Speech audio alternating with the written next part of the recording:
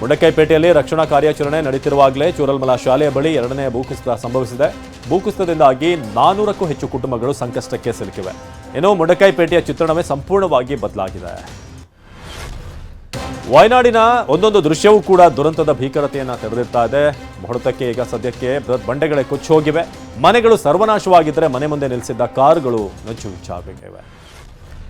ವಯನಾಡಿನಲ್ಲಿ ಭೂಕುಸಿತ ಸಂಭವಿಸಿದ ಸ್ಥಳದಲ್ಲಿ ರಕ್ಷಣಾ ಕಾರ್ಯಾಚರಣೆ ಭರದಿಂದ ಸಾಗಿದೆ. ಭೂಕುಸಿತ ಸಂಭವಿಸಿದಾಗಿನಿಂದಲೇ ಸ್ಥಳೀಯ ರಕ್ಷಣಾ ಕಾರ್ಯಾಚರಣೆಗೆ ಸ್ಥಳೀಯರು ಧುಮುಕಿದ್ದಾರೆ. ಇನ್ನು ಸದ್ಯ ಕೇಂದ್ರ ರಕ್ಷಣಾ ಪಡೆಗಳು ಕೂಡ ಕಾರ್ಯಾಚರಣೆಗಿಳಿದಿವೆ. ಅವಶೇಷಗಳಡಿ 100 ಮಂದಿ ಸಿಲುಕಿದ್ದಾರೆ ಎನ್ನಲಾಗಿದ್ದು ಕಾರ್ಯಾಚರಣೆ ಭರದಿಂದ ಸಾಗಿದೆ. ಕೇರಳದ ವಯನಾಡಿನಲ್ಲಿ ಸಂಭವಿಸಿರುವಂತಹ ಭಾರೀ ಭೂಕುಸಿತ ದುರಂತಕ್ಕೆ ಪ್ರಧಾನಿ ಮೋದಿ ಟ್ವೀಟ್ ಮಾಡಿ ಸಂತಾಪ ಸೂಚಿಸಿದ್ದಾರೆ. ಮೃತರ ಕುಟುಂಬಗಳಿಗೆ ತಲಾ 2 ಲಕ್ಷ ರೂಪಾಯಿ ಪರಿಹಾರ ಘೋಷಣೆ ಮಾಡಲಾಗಿದೆ. ಇನ್ನು ಲೋಕಸಭೆ ವಿಪಕ್ಷ ನಾಯಕ ರಾಹುಲ್ ಗಾಂಧಿ ಕೂಡ ಟ್ವೀಟ್ ಮಾಡಿ ಸಂತಾಪ ಸೂಚಿಸಿದ್ದಾರೆ. ಕೊಡಗು ಜಿಲ್ಲೆಯಾದ್ಯಂತ ಮಳೆ ಅವಾಂತರ ಮುಂದುವರೆದಿದೆ. ಹಟ್ಟಿಹಾಡಿ ರಾಜ್ಯ ಹೆದ್ದಾರಿಯಲ್ಲಿ ಬೃಹತ್ ಗುಡ್ಡ ಕುಸಿತಿದೆ. ಇನ್ನು ಮಡಿಕೇರಿ ಸೋಮವಾರಪೇಟೆ ರಾಜ್ಯ ಹೆದ್ದಾರಿ ಘಟನೆ ನಡೆದಿದೆ. ಗುಡ್ಡದ ಕೆಳಗಿನ ರಸ್ತೆ ಮನೆಗಳಿಗೆ ಅಪಾಯ ಸಾಧ್ಯತೆ ಹಿನ್ನೆಲೆ ಮನೆ ತೊರೆಯುವಂತೆ ಪಂಚಾಯತ್ ಅಧಿಕಾರಿಗಳು ನಿವಾಸಿಗಳು ಸೂಚನೆ ನೀಡಿದ್ದಾರೆ. ಭಾರಿ ಮಳೆಯಿಂದ ಚಿಕ್ಕಮಗಳೂರು ದಕ್ಷಿಣ ಕನ್ನಡ ಸಂಪರ್ಕ ಕಲ್ಪಿಸುವಂತಹ ಚಾರ್ಮಾಡಿ ಘಾಟ್ನಲ್ಲಿ ಮತ್ತೆ ಗುಡ್ಡ ಕುಸಿದಿದೆ. ಕೊಟ್ಟಿಗೆಹಾರ ಬೆಳ್ತಂಗಡಿ ಬಳಿ ವಾಹನ ಸಂಚಾರ ಸಂಪೂರ್ಣ ಸ್ಥಗಿತಗೊಂಡಿದೆ. ಚಾರ್ಮಾಡಿ ಘಾಟ್ಗೆ ತೆರಳದಂತೆ ಪೊಲೀಸರು ಬ್ಯಾರಿಕೇಡ್ ಹಾಕಿದ್ದಾರೆ. ಚಾರ್ಮಾಡಿ ಘಾಟ್ನಲ್ಲಿ ನೂರಾರು ವಾಹನಗಳು ಸಾಲುಗಟ್ಟಿ ನಿಂತಿವೆ. ಹಾಸನ ಜಿಲ್ಲೆಯಲ್ಲಿ ವರುಣಾರ್ಭಟ ಮುಂದುವರೆದಿದೆ. ಸಕಲೇಶ್ಪುರದ ಕುಂಬರಡಿ ಸಮೀಪ ಬೃಹತ್ ಪ್ರಮಾಣದ ಭೂಕುಸಿತ ಉಂಟಾಗಿದೆ. 200 ಮೀಟರ್ಗಿಂತ ಹೆಚ್ಚು ದೂರ ರಸ್ತೆ ಕೊಚ್ಚಿ ಹೋಗಿದೆ. ಹೀಗಾಗಿ 10 ಗ್ರಾಮಗಳ ಸಂಪರ್ಕ ಕಡಿತಗೊಂಡಿದೆ. ಹಾಸನ ಜಿಲ್ಲೆಯಲ್ಲಿ ವರುಣಾರ್ಭಟ ಮುಂದುವರೆದಿದೆ. ಬೇಲೂರು ತಾಲೂಕಿನ ಸುಳ್ಳಕ್ಕಿ ಗ್ರಾಮದಲ್ಲಿ ರಣಾರ್ಭಟ ಅವಾಂತರಗಳನ್ನು ಸೃಷ್ಟಿ ಮಾಡಿದೆ. ಭಾರಿ ಮಳೆಗೆ ರಸ್ತೆ ಕೊಚ್ಚಿ ಹೋಗಿದೆ.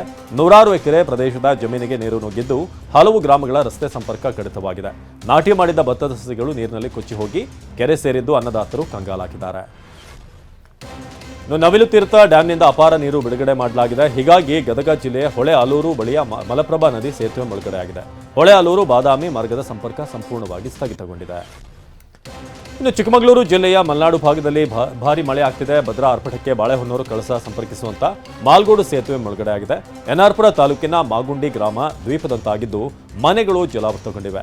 ಅಲ್ಲದೆ ಹೊಯ್ಗೆರೆ, ಬಿಕ್ಕರಣೆ, ಮಣಬೂರು ಹಾಗೆ ಸಾರ್ಗೋಡು, ಕರಗಣೆ ಏನಿದೆ ಈ ಗ್ರಾಮದ ಸಂಪರ್ಕ ಕೂಡ ಕಡಿತವಾಗಿದೆ. ಭಾರಿ ಮಳೆ ಹಿನ್ನೆಲೆ ಲಕ್ಷ್ಮಣತೀರ್ಥ ನದಿ ತುಂಬಿ ಹರಿತಿದ್ದು ಹೀಗಾಗಿ ಮೈಸೂರು ಜಿಲ್ಲೆ ಹುಣಸೂರು ತಾಲೂಕಿನ ಲಕ್ಷ್ಮಣತೀರ್ಥ ನದಿ ಪಾತ್ರದ ಜನರು ಪ್ರವಾಹದ ಭೀತಿಯಲ್ಲಿದ್ದಾರೆ.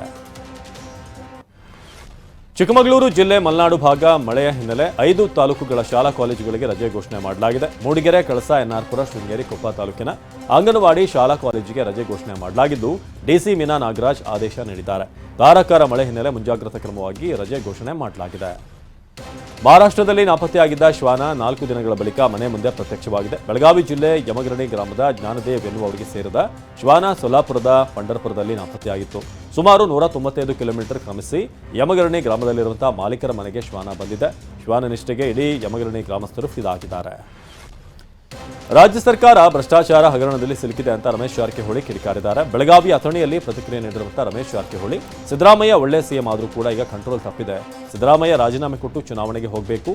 ಸರ್ಕಾರ ವಿಸರ್ಜನೆ ಮಾಡಿ ಚುನಾವಣೆಗೆ ಹೋದರೆ ಒಳ್ಳೆಯದು. ಸಿಡಿ ಶಿವುನಿಂದ ಕಂಟ್ರೋಲ್ ತಪ್ಪಿದೆ ಅಂತ ಕಿಡಿಕಾರಿದ್ದಾರೆ. ಬಳ್ಳಾರಿ ಬಹಳ ಮುಖ್ಯ ವಿಷಯ, ಮುಡಾ ಹಗರಣ ವ್ಯಕ್ತಿಗತವಾಗಿದೆ ಅಂತ ಶಾಸಕ ರಮೇಶ್ ಜಾರಕಿಹೊಳಿ ಹೇಳಿದ್ದಾರೆ. ಬೆಳಗಾವಿಯಲ್ಲಿ ಪ್ರತಿಕ್ರಿಯಿಸಿದಂತ ರಮೇಶ್, ಒಂದು ಸಮುದಾಯದ ಹಣ ಏನಿದೆ ಸಂಪೂರ್ಣ ದುರುಪಯೋಗ ಆಗಿದೆ.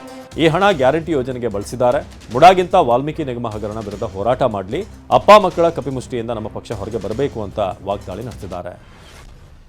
ಭಾರತೀಯ ಜನತಾ ಪಕ್ಷದಲ್ಲೇ ಪಾದಯಾತ್ರೆ ಪಾಲಿಟಿಕ್ಸ್ ಜೋರಾಗಿದೆ. ಒಂದೆಡೆ ಮುಡಾ ಹಗರಣ ಖಂಡಿಸಿ ಮೈಸೂರು ಪಾದಯಾತ್ರೆಗೆ ಸಿದ್ಧತೆ ನಡೀತಾ ಇದೆ. ಮತ್ತೊಂದೆಡೆ ಉತ್ತರ ಕರ್ನಾಟಕದ ರೆಬಲ್ ನಾಯಕರು ವಾಲ್ಮೀಕಿ ನಿಗಮದ ಹಗರಣ ಖಂಡಿಸಿ ಬಳ್ಳಾರಿ ಪಾದಯಾತ್ರೆಗೆ ಚಿಂತನೆ ನಡೆಸಿದ್ದಾರೆ. ವಿಜೇಂದ್ರಗೆ ಟಕ್ಕರ್ ಕೊಡೋದಕ್ಕೆ ಶಾಸಕ ಬಸನಗೌಡ ಪಾಟೀಲ್ ಯತ್ನಾಳ್, ರಮೇಶ್ ಜಾರಕಿಹೊಳಿ ತಂತ್ರ ಹೆಣಿತಿದ್ದಾರೆ. ಡಿಸಿಎಂ ಡಿಕೆ ಆದೇಶದಂತೆ ವಿಜೇಂದ್ರ ಪಾದಯಾತ್ರೆ ನಡೆಸುತ್ತಿದ್ದಾರೆ ಅಂತ ಬಿಜೆಪಿ ಶಾಸಕ ಯತ್ನಾಳ್ ಬಾಂಬ್ ಹಾಕಿದ್ದಾರೆ. ಬೆಳಗಾವಿಯ ಹಲ್ಯಾಳದಲ್ಲಿ ಪ್ರತಿಕ್ರಿಯೆ ನೀಡಿದ ಯತ್ನಾಳ್, ಸಿದ್ದರಾಮಯ್ಯರನ್ನ ಸಿಎಂ ಸ್ಥಾನದಿಂದ ಕೆಳಗಿಳಿಸಬೇಕು, ಅದಕ್ಕೋಸ್ಕರ ಪಾದಯಾತ್ರೆ ಮಾಡ್ತಿದ್ದಾರೆ. ಸಿದ್ದರಾಮಯ್ಯರನ್ನ ಇಳಿಸಿ ಡಿಕೆರನ್ನ ಸಿಎಂ ಮಾಡೋದಕ್ಕೆ ವಿಜೇಂದ್ರ ಹೋರಾಟ ಅಂತ ಸ್ವಪಕ್ಷದ ವಿರುದ್ಧವೇ ಕಿಡಿಕಾರಿದ್ದಾರೆ.